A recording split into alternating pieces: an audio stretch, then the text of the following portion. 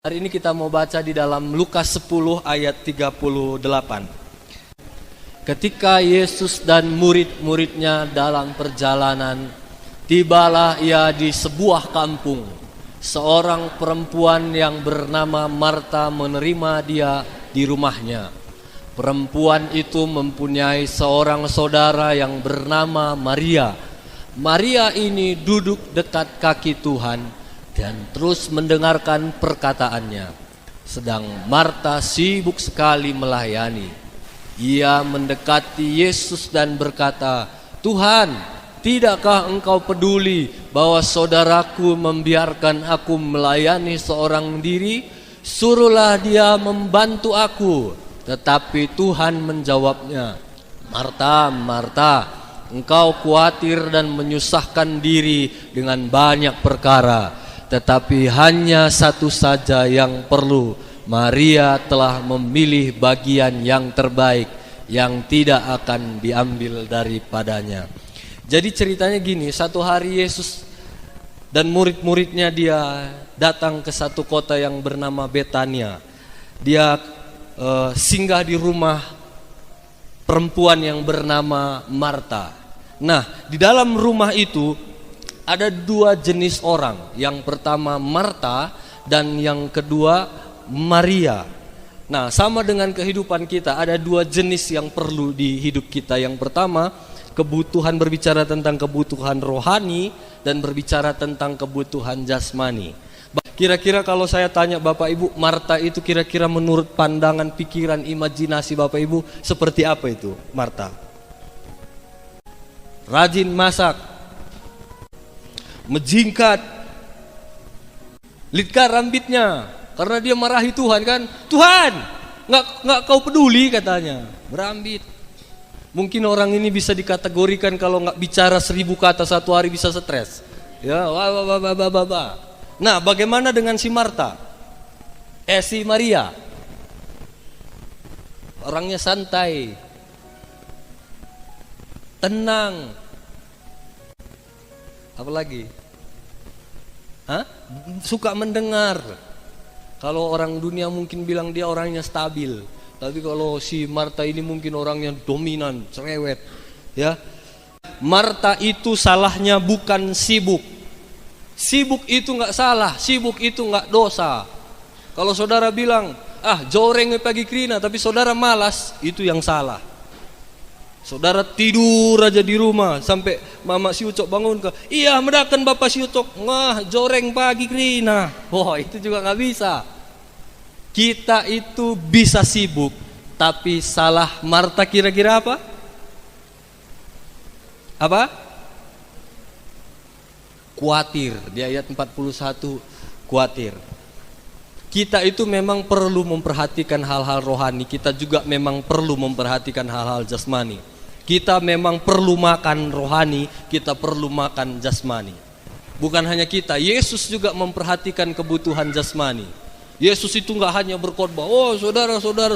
Satu kali Yesus berkhotbah di hadapan 5.000 orang. Sudah sore, Yesus juga mulai mikir, jemaat ini pasti udah lapar. Nah, Yesus juga berpikir tentang jasmani. Akhirnya dia suruh murid-muridnya mencari makanan, dan hasilnya dia memberi makan 5.000 orang. Sama dengan Marta. Marta itu waktu dia sibuk sekali melayani itu nggak salah. Tapi yang salah dia khawatir. Mungkin pertama-tama waktu Yesus datang senang kali Marta ya. Engkau kamroh Yesus, ayo silakan masuk, silakan duduk. Langsung Marta langsung ke dapur, dia sibuk buat makanan ya. Mungkin dia mau masak ayam saat itu. Saat itu dia sibuk sekali di dapur. Mungkin awalnya dia menyiapkan makanan dengan senang, mungkin sambil nyanyi, "Senang ukurku jumparas Yesus." Dia masak, dia senang. Dia masak, dia senang. Awalnya mungkin dia senang. Tapi waktu dia lihat, ini mungkin ya, belum nggak ada di Alkitab, kemungkinan.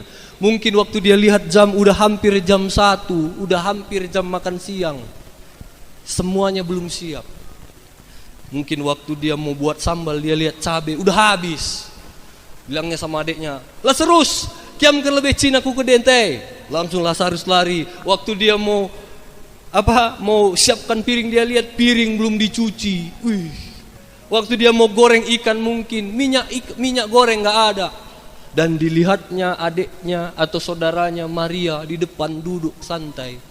Itu yang membuat dia mulai gelisah. Itu yang membuat dia mulai Dia mulai khawatir. Itulah salah Marta. Akhirnya Yesus tegur Marta di ayat 41. Tuhan bilang, Marta. Tuhan bilang 2 kali. Kalau Tuhan bilang 2 kali itu artinya ini penting. Marta, Marta, turang berukarau. Mungkin Yesus bilang waktu itu seperti itu kan? Kami itu khawatir dan menyusahkan diri dengan banyak perkara. Ini firman Tuhan bukan hanya buat Marta. Ini juga firman Tuhan hari ini buat kita. Seringkali kita khawatir dan menyusahkan diri kita sendiri. Jadi kesalahan Marta itu bukan sibuk melayani, tapi ketika dia khawatir, dia nggak mau hanya aku sendiri enak aja aku yang khawatir. Dia mulai menarik Maria ikut, ayo ikut khawatir sama aku, ayo bantuin aku. Nah, jadi sibuk itu perlu, tapi jangan khawatir. Banyak sekali orang-orang di dunia ini terlalu banyak khawatir. Ih, gua lah karya anak kuepe, entahlah bo kari tersekolah kena aku, padahal anaknya masih 2 tahun.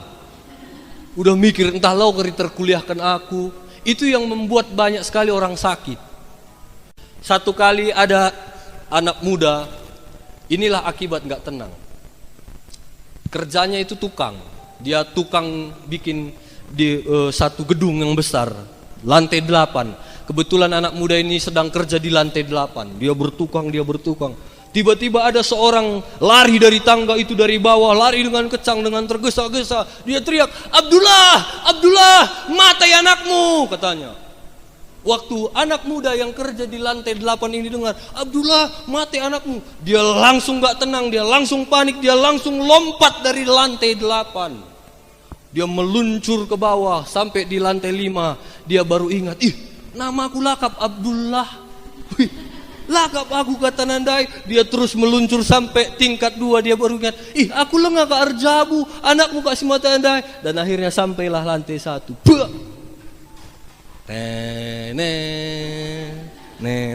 Enggo idilo di bata. Mati kenapa?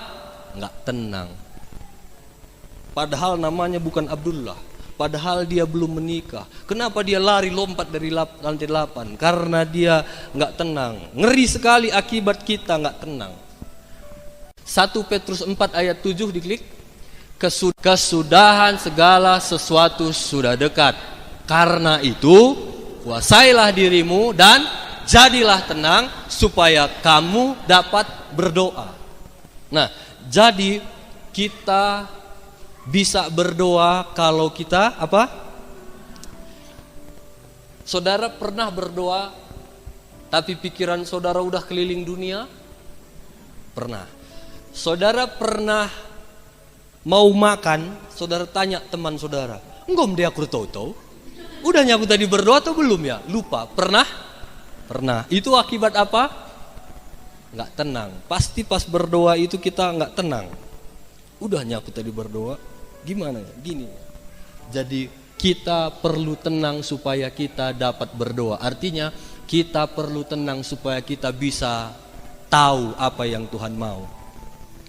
Kalau dulu, zaman dulu, orang datang ke gereja, orang datang ke bait Allah, itu tidak pernah tangan kosong. Mereka selalu bawa persembahan ke rumah Allah. Kalau orang yang kaya seperti kita ini, kita harus bawa lembu, kita harus bawa sapi, kita bawa persembahan itu ke gereja. Kalau orangnya sedang-sedang, dia bawa kambing atau bawa domba ke gereja. Kalau orangnya agak miskin, dia bawa merpati atau burung tekukur. Itu dibawa ke persembahan ke gereja. Jadi dulu itu rumah Allah itu begitu ribut. Saudara bisa bayangkan saudara datang ke sini, ada yang bawa lembu, ada yang bawa kambing. Setiap minggu ada yang bawa tekukur, saudara parkir di luar sana. Saudara bisa bayangkan ributnya gereja kita ini. Nokia aja satu, itu ribut. Tapi kalau semua saudara bawa persembahan, saya bisa bayangkan begitu kacaunya di luar bait Allah. Itulah yang terjadi dahulu. Di luar itu ribut sekali, kacau sekali. Tapi ketika kita masuk bait Allah, kita masuk ruang kudus, itu suasana sudah mulai tidak begitu ribut. Karena itu ditutup dengan tirai, ditutup dengan kulit-kulit binatang. Jadi suara-suara itu enggak kedengaran ke dalam.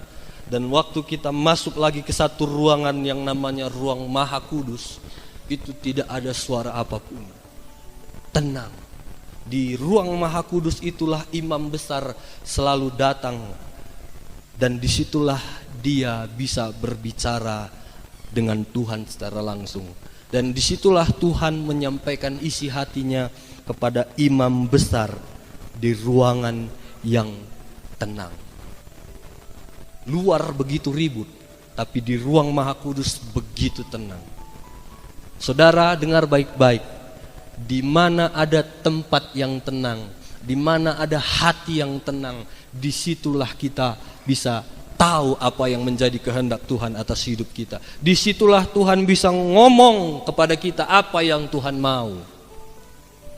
Itu yang seharusnya menjadi gaya hidup kita sebagai anak-anak Tuhan. Kita nggak terpengaruh dengan suara-suara yang ribut, tapi seharusnya hidup kita dipengaruhi oleh suara yang tenang dari dalam. Suara firman Tuhan, suara Tuhan. Itu sebabnya kalau saudara mau dengar apa yang Tuhan mau, dengar suara Tuhan, harus tenang. Satu kali raja bilang, saya istilahkan sekarang bilang, semua rakyat Indonesia harus menyembah, berdoa kepada saya sebagai presiden. Dan tidak ada yang boleh melanggar peraturan ini. Kalau melanggar, saya akan masukkan saudara ke lobang singa. Itu yang menjadi peraturan di negara Daniel waktu itu. Pertanyaan saya, apakah Daniel tetap berdoa? Tetap berdoa. Berapa kali dia berdoa satu hari? 3 kali. Apakah pengaruh peraturan itu sama kehidupan doanya? Tidak. Kenapa? Saya percaya karena Daniel tenang. Waktu Daniel pulang ke rumah, dia berdoa, dia tenang. Waktu Daniel itu tenang, dia gak takut dengan gua singa, lobang singa. Saudara, apa yang terjadi di akhir cerita itu? Apakah akhirnya Daniel jadi masuk ke lobang singa? Jadi Daniel jadi masuk ke lobang singa. Tapi pertanyaan saya, apakah dia jadi dimakan singa? Tidak. Kenapa? Karena Tuhan yang menutup mulut singa itu. Sampai raja lihat, Daniel, masih hidupkah engkau? Masih raja. Masih tuanku raja. Ketika dia menjawab, masih tuanku raja, saya percaya Daniel itu bukan orang karo. Kalau dia orang karo, jawabannya gak akan seperti itu. Masih kau hidup Daniel? Masih. Wih, dia kotakan laku tuh. Pasti itu orang karo biasa. Tapi Daniel enggak. Dia bilang, masih tuanku raja. Dan waktu itu semua bangsa menyembah Allahnya Daniel. Kenapa? Karena ada seorang Daniel, di saat dia tenang terjadi mujizat. Apakah dia masuk ke lubang singa? Masuk. Jadi jangan pernah pikir dalam pikiran kita, di hati kita, saya kan udah anak Tuhan, nggak ada lagi masalah. Enggak. Saudara, Daniel itu orang yang cinta Tuhan. 3 kali berdoa satu hari, dia juga harus masuk ke lubang singa. Jadi saudara, jangan pernah pikir, kenapa lagi aku punya masalah. Kenapa? Masalah itu yang akan membuat orang bisa mengenal siapa Tuhan kita. Amin. Amin. Itu makanya kita harus hidup tenang. Itu yang pertama, Daniel. Yang kedua, nah, waktu kejadian Lazarus sakit, Satu kali Lazarus sakit. Lagi-lagi si Marta ini sibuk. Iya, katakan man Yesus, tenahkan Yesus, undang Yesus supaya Yesus datang, supaya Lazarus nggak mati. Dan mungkin waktu itu Sir Tenah naik kuda dengan kencang sampai jumpa Tuhan Yesus. Sampai waktu Sir Tenah bilang sama Yesus, Yesus, seninam Lazarus, saudaramu Lazarus sakit keras, cepat kau pulang. Saudara tahu apa jawab Yesus? Yesus bilang, tunggu. Dan waktu saya baca firman itu, Yesus sengaja menunda kedatangannya. Kayaknya Yesus sengaja biarkan Lazarus itu mati. Dan waktu itu Yesus bilang tenang saja, dan Yesus nggak datang langsung. Sampai akhirnya Lazarus mati, baru Yesus datang. Waktu Yesus datang, mungkin Marta waktu itu udah nangis-nangis. Oh, Lazarus. Mungkin waktu itu nampaknya Yesus. Bicara min gambaran dalam Yesus. Itu kan gaya Marta, karena memang dia orangnya seperti itu. Yesus bilang, tenang saja. Akhirnya waktu mereka sampai ke kuburan, Yesus bilang geser batu. Dan waktu batu digeser, Yesus bilang, Lazarus, Rene, Lazarus keluar. Dan terjadi mujizat. Kenapa terjadi mujizat? Karena ada Yesus yang tenang, santai menghadapi masalah yang ngeri. Kalau Marta melihat masalah, Yesus bicara. Ada lagu orang karo, bicara wenindu warenda. Hidup Marta hidup penuh dengan bicara bagenda, entah labo minda bagen. Tapi Yesus enggak, dia tenang. Apalagi waktu murid-murid Yesus di atas perahu. Waktu murid-murid Yesus di atas perahu, ada badai. Datang Yesus di atas air, pakai baju putih. Saudara, kalau saudara berdua jalan malam-malam, jam 1 malam di Lau Gendek. Saudara jalan, saudara lihat ada orang pakai pakaian putih. Waktu itu saudara lihat kakinya nggak sampai di tanah. Gimana saudara bilang sama teman saudara? Adakah di antara saudara bilang, ih teman lihat itu, ada baju putih, begu me. Ada yang seperti itu?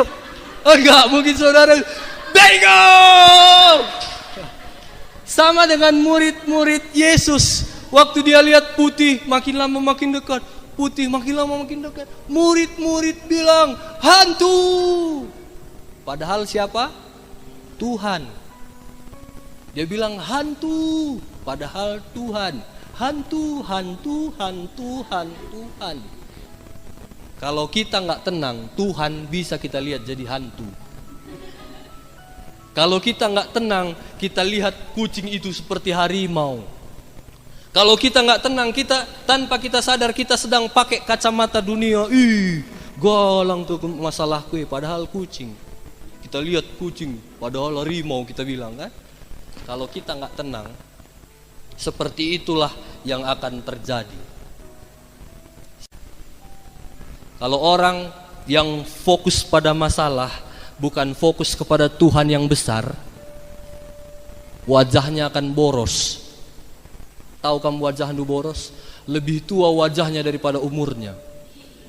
Askai umur duna 10 pitu. Ih, gua kakak pitu puluh sada. Kenapa orang-orang seperti itu pasti kalau ada masalah dia lihat masalah, ih galang nih, dia nggak lihat Tuhan kita yang besar.